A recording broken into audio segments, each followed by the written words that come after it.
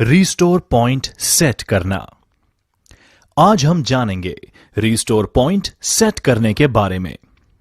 System पुनर्स्थापना Microsoft Windows में एक विशेषता है जो उपयोगकर्ता अपने कंप्यूटर प्रणाली की खराबी या कंप्यूटर क्रैश होने की स्थिति में अपने कंप्यूटर की रिकवरी के लिए इस्तेमाल कर सकता है।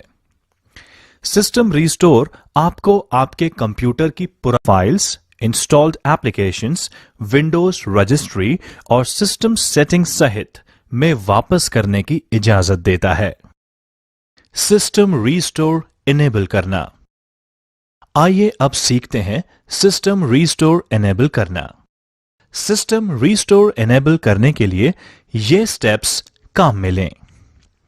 स्टार्ट मेन्यू पर जाएं या सर्च बॉक्स पर क्लिक करें और टाइप करें क्रिएट अ रीस्टोर पॉइंट और एंटर बटन दबाकर लेगेसी सिस्टम सुरक्षा यानी सिस्टम प्रोटेक्शन पेज खोलकर फीचर्स कॉन्फ़िगर करें। सिस्टम प्रोटेक्शन टैब के अंतर्गत सिस्टम प्रॉपर्टीज में सुनिश्चित करें कि आपका विंडोज ड्राइव, आमतौर पर सी ड्राइव, की सुरक्षा सुनिश्चित हो। अगर सुरक्षा यानी प्रोटेक्शन बंद कर दिया गया है तो क्रिएट बटन उपलब्ध नहीं होगा। अगला स्टेप है कि आप जिसमें विंडोज इंस्टॉल किया हुआ है उस ड्राइव का चयन करें और कॉन्फ़िगर बटन पर क्लिक करें। रीस्टोर सेटिंग के अंदर टर्न ऑन सिस्टम प्रोटेक्शन का चयन कर इनेबल करना सुनिश्चित करें। अपनी प्रेफरेंसेस को कॉन्फ़िगर करने के बाद अप्लाई पर क्लिक करें और फिर ओके करें। आप देखेंगे कि सिस्टम ड्राइव के तहत अब सुरक्षा चालू है। एक सिस्टम रीस्टोर पॉइंट बनाएं। आइए अब सीखते हैं सिस्टम रीस्टोर पॉइंट बनाना।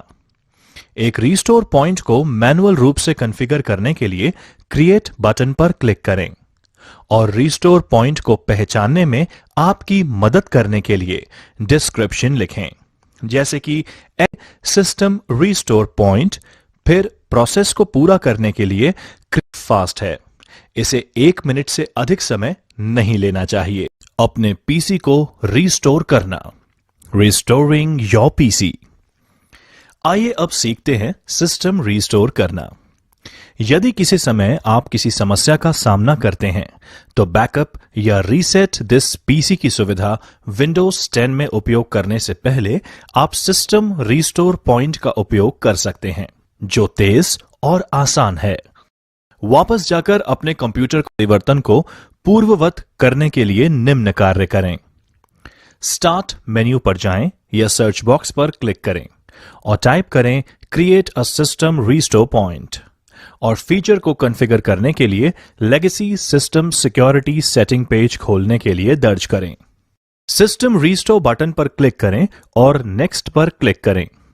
आपको तिथि, डिस्क्रिप्शन और अधिक महत्वपूर्ण रूप से उपलब्ध सभी रीस्टोर पॉइंट दिखाए जाएंगे।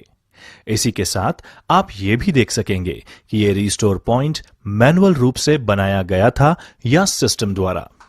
जैसा कि आप एक रीस्टोर पॉइंट का चयन करते हैं, आप अंतिम रीस्टोर पॉइंट के बाद से इंस्टॉल किए गए एप्लीकेशन को देखने के लिए स्कैन फॉर अफेक्टेड प्रोग्राम्स पर क्लिक कर सकते हैं, जो रीस्टोर प्रक्रिया के दौरान हटा दिया जाएगा। फिर विजार्ड पर वापस जाने के लिए कैंसिल पर क्लिक करें। रीस्टोर प्रक्रिया को पुनः शुरू करने के लिए नेक्स्ट पर क्लिक करें और फिर फिनिश क्लिक करें। एक बार प्रोसेस पूरा हो जाने पर आप उस समय में अपने सिस्टम की वापसी कर लेंगे जब आपका सिस्टम सही ढंग से काम कर रहा था। एक कार्यक्रम की अनइंस्टॉलेशन प्रक्रिया। आइए अब सीखते हैं एक प्रोग्राम किस प्रकार अनइंस्टॉल करते हैं। स्टार्ट मेन्यू खोलें, सेटिंग्स पर क्लिक करें। सेटिंग मेन्यू पर सिस्टम पर क्लिक करें। लेफ्ट पेन से एप्स और फीचर चुनें। एक ऐप चुनें जिसे आप अनइंस्टॉल करना चाहते हैं। अपीयर होने वाले अनइंस्टॉल बटन पर क्लिक करें। अगर यह ग्रे हो जाता है तो जिसे आप नहीं हटा सकते। पुष्टि करने के लिए अनइंस्टॉल पॉपअप बटन पर क्लिक करें। नेटवर्क प्रिंटर की स्थापना। आइए अब सीखते हैं नेटवर्क प्रिंटर को कैसे स्थापित करते हैं। कंट्रोल पैनल प्रिंटर प्रबंधक पर पहुंचने के लिए डिवाइसेस एंड प्रिंटर पर क्लिक करें। आपको अपने सभी प्रिंटर और अन्य डिवाइस की सूची दिखाई देगी जो नेटवर्क पर हो सकती है। दूसरा तरीका है स्टार्ट पर क्लिक करें, तब सेटिंग्स और फिर डिवाइस पर क्लिक करें। विंडोज 10 में प्रिंटर जोड़ना। आइए अब जानते हैं प्रिंटर को विंडोज 10 में कैसे जोड़ते हैं। अब विंडोज 10 में एक प्रिंटर जोड़ने के लिए निम्न स्टेप्स का उपयोग करें। पहले आपको अपने प्रिंटर को वायरलेस नेटवर्क या वायर्ड नेटवर्क से कनेक्ट करना होगा। जब तक आपका राउटर आईपी एड्रेस को स्वचालित रूप से DHCP का उपयोग कर रहा है, तब तक आपके प्रिंटर को नेटवर्क से जुड़ा रहना बहुत ही सरल होना चाहिए। प्रिंटर कनेक्ट हो जाने के बाद आगे बढ़ो और अपने पीसी पर डिवाइस एंड प्रिंटर डायलॉग में ऐड अ प्रिंटर पर क्लिक करें। अब अगर प्रिंटर ऑन तथा कनेक्टेड है तो यह मैजिकल फॉर्म से कार्य करने लगेगा और नेटवर्क पर पहले से जो प्रिंटर नहीं जोड़ा गया है वह सूची में दिखाई देना चाहिए। यदि वे दिखाई नहीं देते तो आपकी समस्या के निवारण के लिए नीचे दिए गए the printer that I want isn't listed link पर क्लिक करना चाहिए। सामान्य समस्याओं को सुलझाने के बारे में और अधिक पढ़ने के लिए विंडोज 10 सेक्शन में प्रिंटर इंस्टॉल करने के लिए ट्रबल शूट करें। यदि सब कुछ ठीक है तो उस प्रिंटर पर क्लिक करें जिसे आप इंस्टॉल करना चाहते हैं और फिर नेक्स्ट पर क्लिक करें। विंडोज सिस्टम पर उपयुक्त प्रिंटर ड्राइवर्स को इंस्टॉल करके ऑटोमैटिकली ही प्रिंटर का सेटअप करेगा। यदि उपलब्ध है तो वह प्रिंटर से ही ड्राइवर्स को डाउनलोड करेगा। कुछ सेकंड के बाद प्रिंटर सफलतापूर्वक जुड़ जाता है और आप एक टेस्ट पेज प्रिंट करने में सक्षम होंगे। ध्यान दें, यह प्रक्रिया नेटवर्क पर वायरलेस या वायर्ड प्रिंटर ढूंढने में सक्षम होगी। अपने ईमेल के साथ माइक्रोसॉफ्ट आउटलुक को कॉन्फ़िगर करना। आइए अब सीखते हैं ईमेल के साथ माइक्रोसॉफ्ट आउटलुक को कैसे कॉन्फ़िगर करते हैं। माइक्रोसॉफ्ट आउटलुक माइक्रोसॉफ्ट का पर्सनल इंफॉर्मेशन मैनेजर है जो माइक्रोसॉफ्ट ऑफिस सूट के एक भाग के रूप में उपलब्ध है। हालांकि मुख्यतः एक ईमेल एप्लीकेशन के रूप में इस्तेमाल किया जाता है। इसमें calendar, task manager, contact manager, note taking, पत्रिका और वेब ब्राउजिंग भी शामिल है। ईमेल अकाउंट जोड़ें, कॉन्फ़िगर करें। आइए अब सीखते हैं ईमेल अकाउंट कैसे जोड़ते या कॉन्फ़िगर करते हैं। इससे पहले कि आप आउटलुक 2010 का उपयोग कर ईमेल संदेश भेजें और प्राप्त कर सकें, आपको ईमेल खाते को जोड़ना और कॉन्फ़िगर करना होगा। यदि आपने उसी कंप्यूटर पर माइक्रोसॉफ्ट आउटलुक के एक पुराने संस्करण का इस्तेमाल किया है जहां आपने आउटलुक 2010 स्थापित किया है, तो आपके खाते की सेटिंग ऑटोमैटिकली इंपोर्ट की जाती है। ईमेल खातों के बारे में आइए अब जानते हैं ईमेल खातों के बारे में। आउटलुक माइक्रोसॉफ्ट एक्सचेंज, POP3 और IMAP खातों को सपोर्ट करता है। आपका इंटरनेट सेवा प्रदाता यानी ISP या ईमेल प्रशासक आपको आवश्यक कॉन्फ़िगरेशन की जानकारी दे सकता है, जिसे आपको आउटलुक में अपना ईमेल खाता सेट करना होगा। ईमेल खाता एक प्रोफाइल में शामिल किए जाते हैं। एक प्रोफाइल खाता डेटा फाइल्स और सेटिंग्स से बनी हुई है जो स्पेसिफाई करता है कि आपका ईमेल संदेश कहां सेव किया गया है। जब आप पहली बार आउटलुक चलाते हैं तो एक नया प्रोफाइल स्वतः ही निर्मित होता है।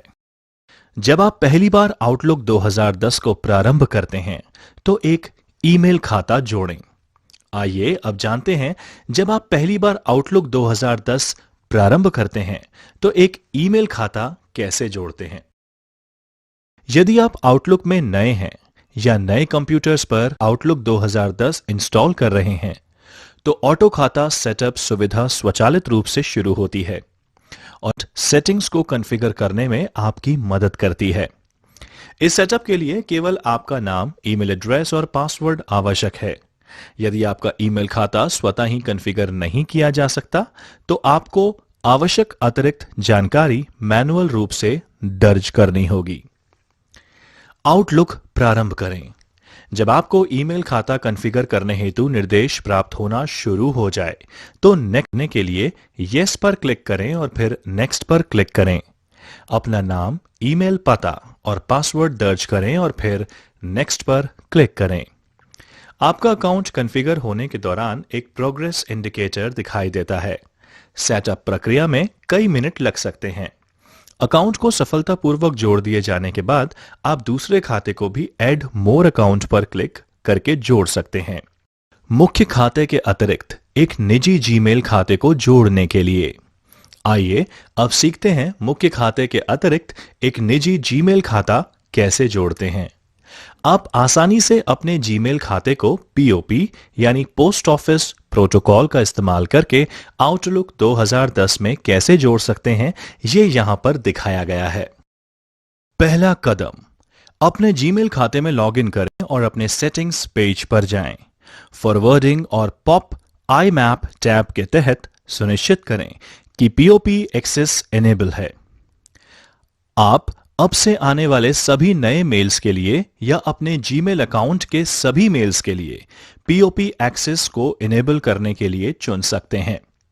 दूसरे विकल्प पर हम सुझाव देते हैं कि आप keep Gmails copy in the inbox में रखने का विकल्प का चुनाव करें ताकि आप जीमेल सर्वर पर अपने ईमेल को देख सकें तथा उन तक पहुंच सकें। दूसरा कदम, आउटलुक में ऐड अकाउंट सेक्शन के अंतर्गत मैनुअल कॉन्फ़िगरेशन चुनें। मैनुअल रूप से अपना यूजर नेम, ईमेल एड्रेस और लॉगिन जानकारी एंटर करें। सर्वर इंफॉर्मेशन के अंतर्गत निम्न को दर्ज करें। खाता प्रकार POP3, incoming mail server pop.gmail.com, outgoing mail server smtp.gmail.com। Remember password को चिन्हित करना सुनिश्चित करें ताकि आपको हर बार इसे दर्ज ना करना पड़े। तीसरा चरण, डेटा के एंटर होने के बाद मोर सेटिंग्स बटन पर क्लिक करें। आउटगोइंग सर्वर टैब का चयन करें और my outgoing server SMTP requires authentication को चिन्हित करें तथा इसके साथ ही use same setting as my incoming mail server को भी चिन्हित होना सुनिश्चित कर लें। चौथा चरण, अब एडवांस टैब का चयन करें और निम्न जानकारी प्रविष्ट करें। Incoming server POP3 995, outgoing server SMTP 587। This server requires N encrypted connection SSL को चिन्हित करें। Following type of encrypted connection, following type of encrypted connection को TLS सेट करें। पांचवा चरण, विंडो को बंद करने के लिए ओके पर क्लिक करें और फिर अकाउंट सेटअप करने के लिए नेक्स्ट पर क्लिक करें। आउटलुक यह सुनिश्चित करने के लिए आपको अकाउंट सेटिंग की टेस्टिंग करेगा और सब कुछ ठीक से काम कर रहा है या नहीं, यह समाप्त होने पर क्लोज पर क्लिक करें। जीमेल आउटलुक 2010 के साथ सिंक करने के लिए तैयार हो जाएगा। आउटलुक में अपने जीमेल खाते का आनंद लें। तेजी से इंडेक्स्ड सर्चिंग, कॉन्वर्सेशन व्यू और अन्य सुविधाओं के साथ पूरा करें। उपयोगी टिप्स, आप अपने MS आउटलुक अकाउंट में कई व्यक्तिगत खातों को जोड़ सकते हैं। आउटलुक में अन्य ईमेल खातों को जोड़ने के निम्न फायदे हैं। अपने सभी महत्वपूर्ण ईमेल के लिए वन स्टॉप शॉप यानी एक पहुंच प्रदान करना, सभी एक ही स्थान पर, सभी डाउनलोड की गई ईमेल तक पूर्ण ऑफलाइन पहुंच।